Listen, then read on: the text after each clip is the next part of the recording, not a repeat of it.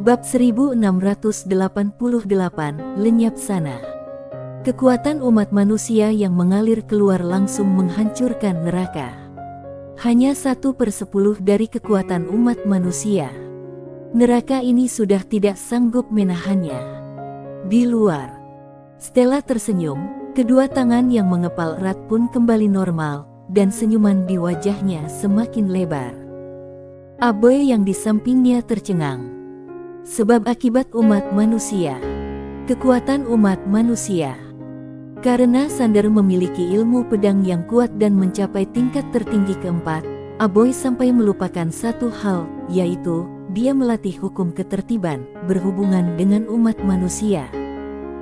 Dia bisa mengendalikan kekuatan keyakinan umat manusia.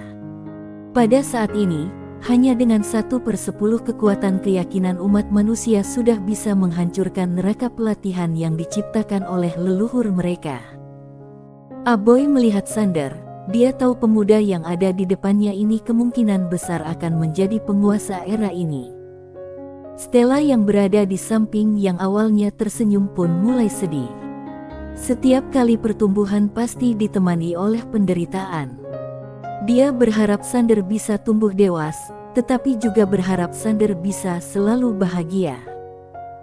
Sebagai orang tua pasti akan seperti ini, berharap anaknya jangan terlalu menderita di dunia ini, tetapi mereka tahu jelas, datang ke dunia ini pasti akan menderita.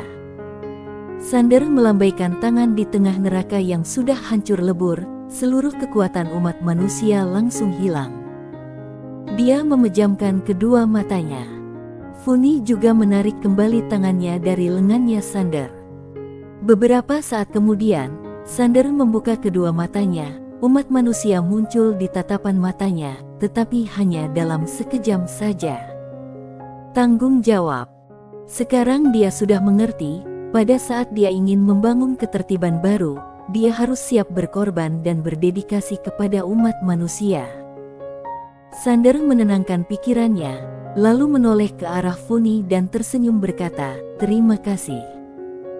Funi menganggukkan kepalanya dan tak berkata apapun.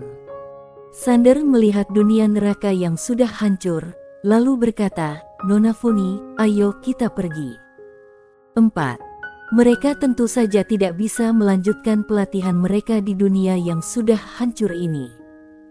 Mereka berdua meninggalkan neraka dan muncul di depan Stella dan Aboy. Sander memandang Stella dan berkata, "Bu, aku ingin pergi ke jalan surgawi."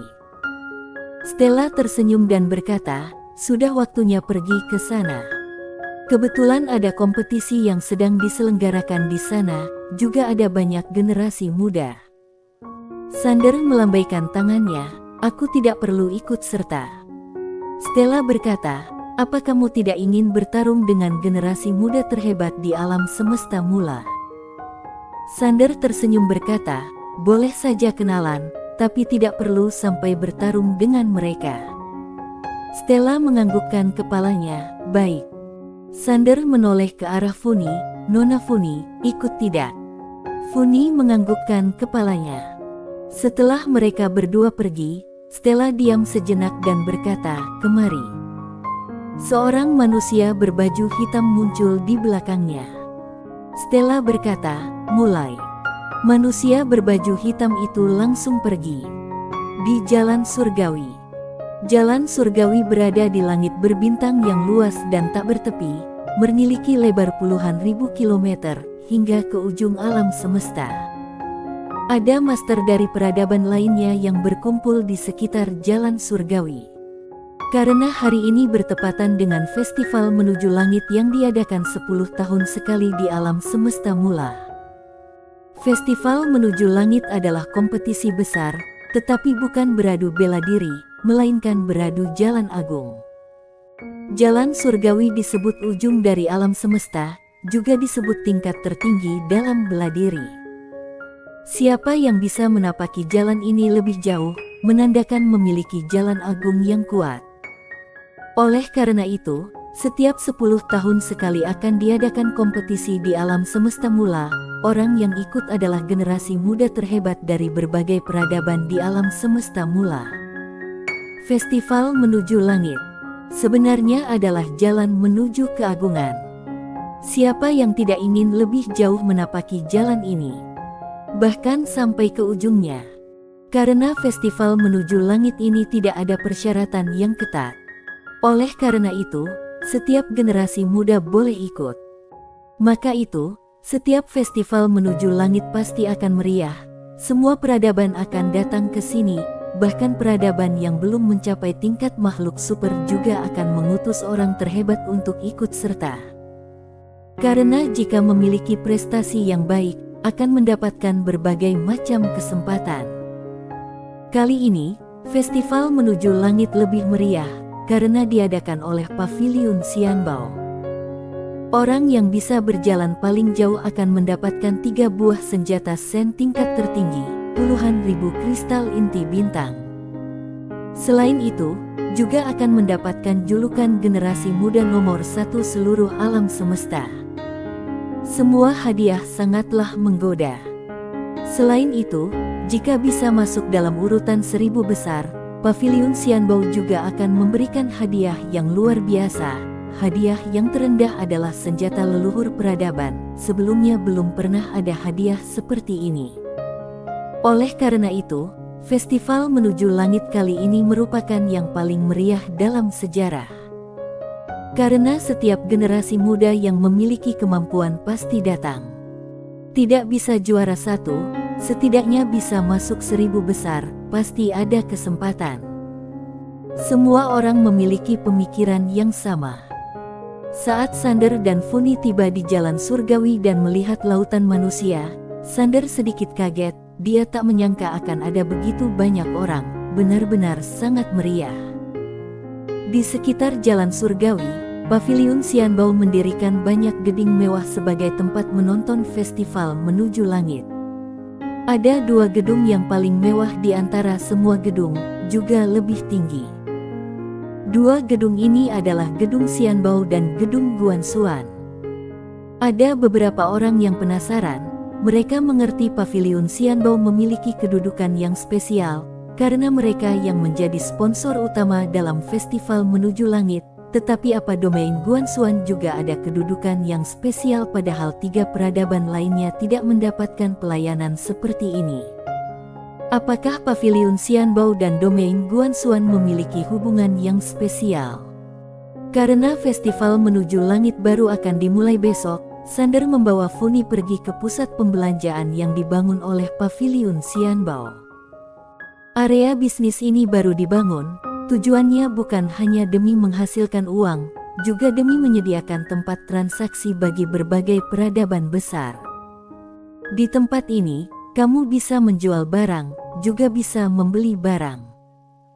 Dengan kata lain, asalkan kamu memiliki uang, apapun bisa kamu beli di sini, termasuk senjata Sen tingkat tertinggi. Pusat pembelanjaan ini ada 12 lantai. Setiap lantai bisa menampung 100.000 orang.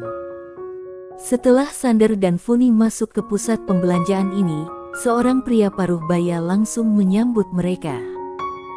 Dia memberi hormat kepada 2 orang itu lalu berkata, "Tuan muda, Nona Funi, aku Lisa, penanggung jawab pusat pembelanjaan ini. Jika Tuan muda dan Nona Funi membutuhkan sesuatu, katakan saja padaku."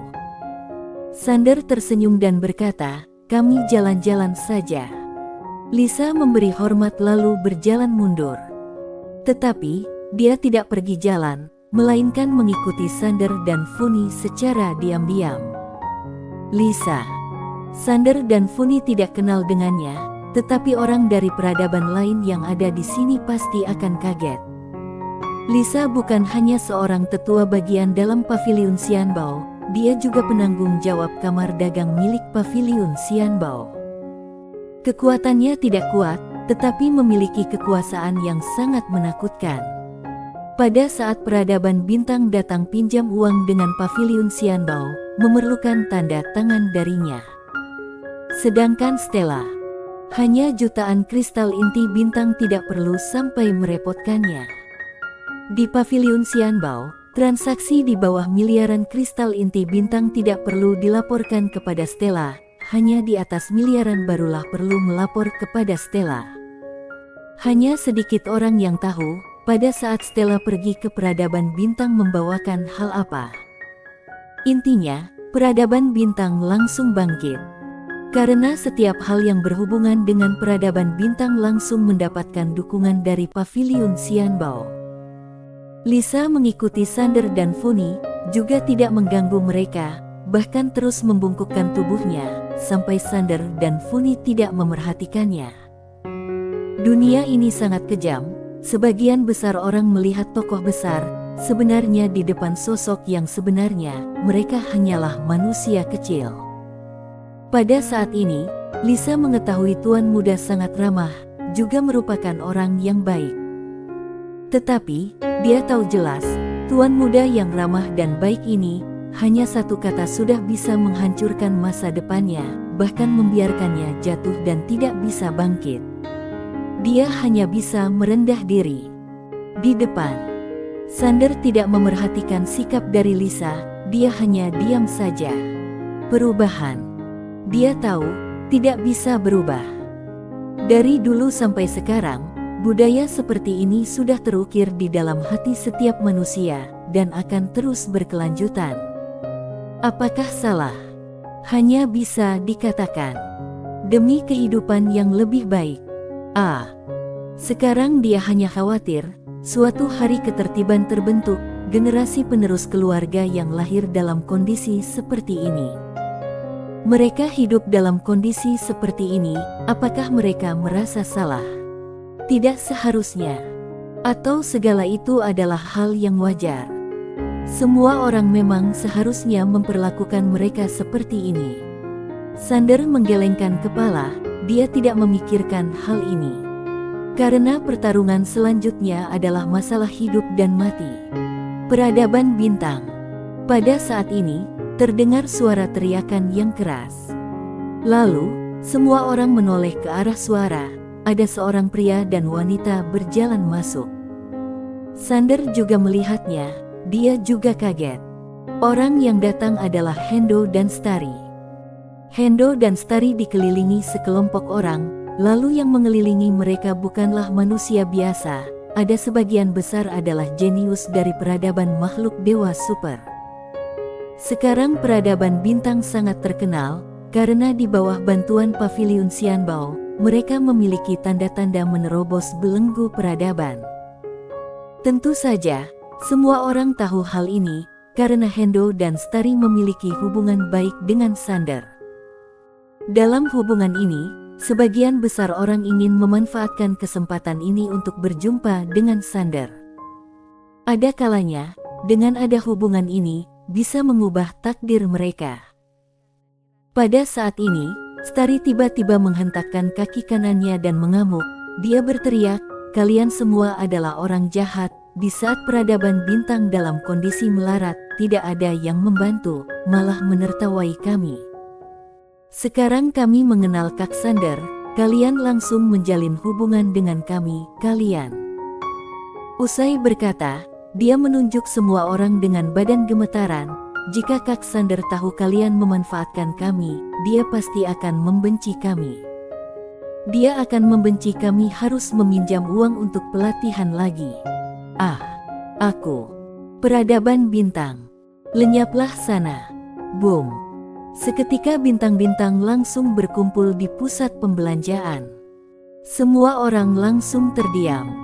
Bersambung.